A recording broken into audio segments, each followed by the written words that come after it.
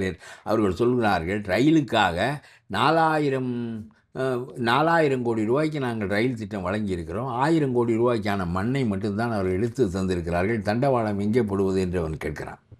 4000 கோடிக்கான திட்டம் அறிவிக்கப்பட்டு வெகு காலமாக பெண்டிங்கில் இருக்கிறது. நம்முடைய தமிழ்நாடு அரசு 1000 கோடிக்கான நிலம் மட்டுமே எடுத்து எங்களுக்கு தந்திருக்கிறது.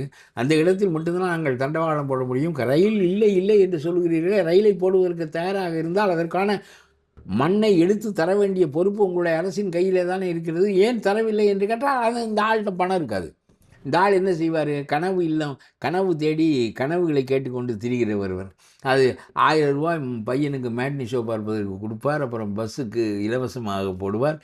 கடைசியில் நிலத்தை எடுத்து கொடுக்க மாட்டார். ரயில் வராது. ரயில் என்பது இன்ஃப்ராஸ்ட்ரக்சர் இல்லை என்றால் நாட்டிலே ஒரு வணிகமும் நடக்காது, ஒரு மக்களும் இயங்க முடியாது.